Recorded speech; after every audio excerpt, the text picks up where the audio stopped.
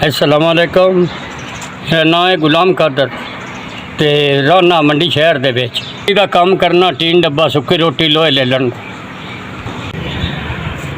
कोई नहीं बनती 200-300 बन जाती बस अपनी है कला बनना रोटी खाना होटल तो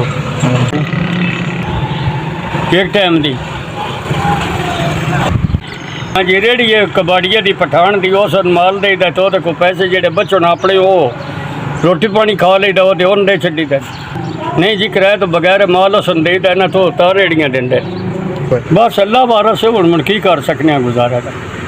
एक टाइम ना भी लभे तो भी गुजारा हो ही जाता मुड़ ना कोल आन हाँ हूँ भी 200 की लगी है दिहाड़ी। हाँ जी ये रोटी खानी और की करनी रोटी खावे चाह पीवे अल्लाह कर चलो मुक जान कल अल्लाह वारस कल फिर रेहड़ी कड्डा ने रब देसी और की कर सकने जी। 1 2 3 3000 जी पहुँच गया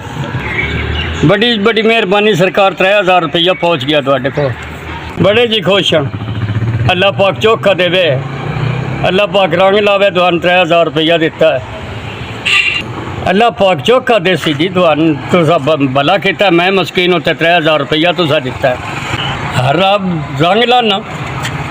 अल्लाह पाक खैर करे जी अल्लाह पाक सोना देसना मदद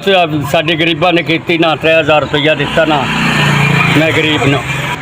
अल्लाह पाक चोखा देना जिन्हें मेरी खिदमत की है रब रंग लाना रंगी बसना सोना मालक सोने रंग लाना तो सोना रंगी बसना अपना चोखा खान पीन सन गरीबों की भी मदद की ना 3000 दिता ना बड़ी बड़ी मेहरबानी सरकार SBS मदद जिन्हें पढ़ाई है अल्लाह पाक राजी रखना रब चोखा देना रंगी बसना मैं मस्कीन भी मदद पढ़ाई ना अल्लाह पाक राजी रखना।